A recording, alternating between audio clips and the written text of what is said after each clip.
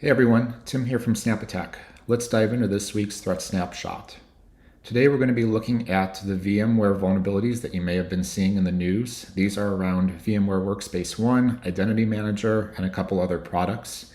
It allows a remote code execution, and then there's also a privilege escalation. So hackers chaining these two vulnerabilities together can get root or admin or system access on a VMware machine, which can be pretty bad, especially because this software, Workspace ONE Identity Manager, is typically publicly internet accessible because, again, it's an office productivity suite where you can push out applications and other tools to your users.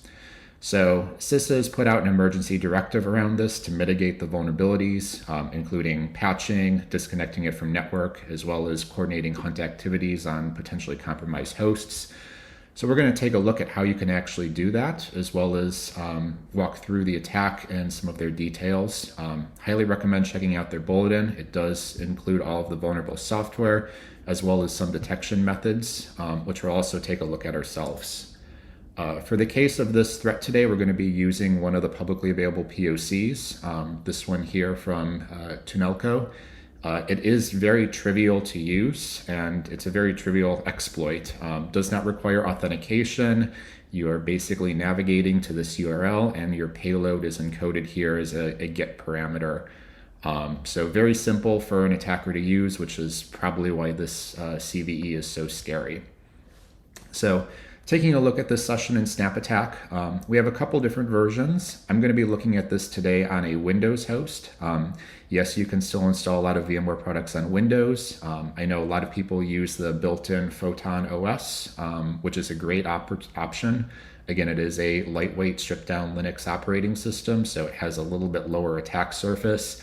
That said, it's probably also going to have a little less monitoring on it. I don't know anybody in the real world that's installed EDRs or other monitoring tools on Photon.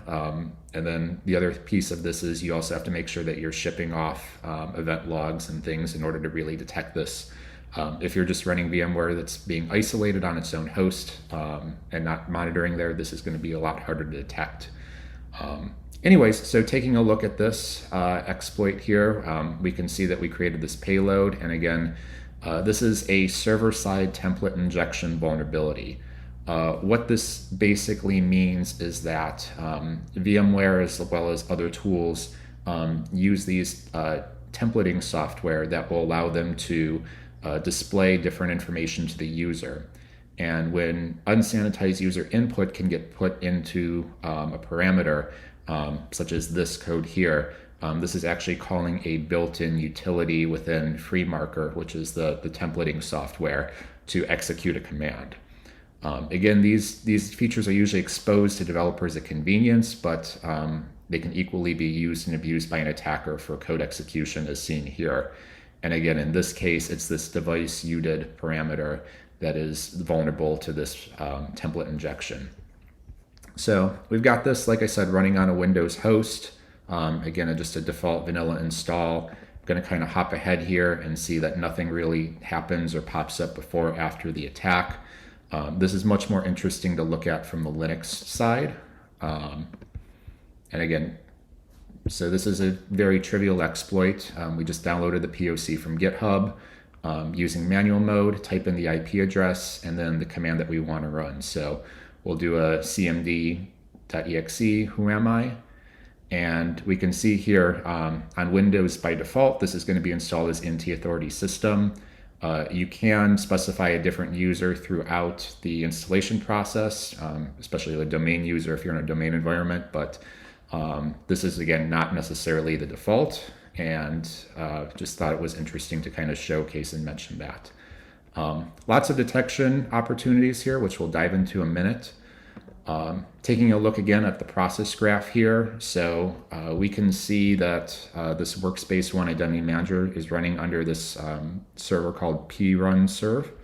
And then obviously this has some suspicious child processes, so that's one detection analytic, which again, if we were talking, how do we hunt for this, especially on a Windows environment or an environment where you have an EDR, you could certainly look for that parent-child process relationship and look for suspicious child processes being spawned here from that service. Probably the better way to look at this is through one of their log files. They've got this greenbox web.log, both on the Photon Linux version as well as Windows. It's the same log file. This is really a Catalina log file, and we can actually take a look at this in Splunk. It's mixed in terms of content. It has, as you can see, some like stack traces and debug logs. It has web requests, so it's kind of serving as an access log file as well as a debug file. So parsing out fields and parameters is probably going to be hard, but you can certainly do some full text searches here. In particular for this path, the catalog portal UI OAuth verify with the device UDID. And more than likely, you're going to see that free marker template utility execute command in the payload. Even with URL encoding, that will appear unencoded in the log files. You can see pretty clearly here the commands that are being executed. So because this isn't a Git variable, this is something that's easy to look at, especially in web access logs, if those are available. Another opportunity for this, if you have it available, is again looking at SSL traffic. As long as you are decrypting it, you can see this activity going over the wire. Another possible avenue for detection here is looking for file creation events and files created based on this. So a lot of times they're going to be dropping web shells here, which they can then use for other activity. So that would be another good potential detection strategy. Anyways, hope you enjoyed this Threat Snapshot. It's a weekly series, so be sure to like, subscribe, and we'll see you next week.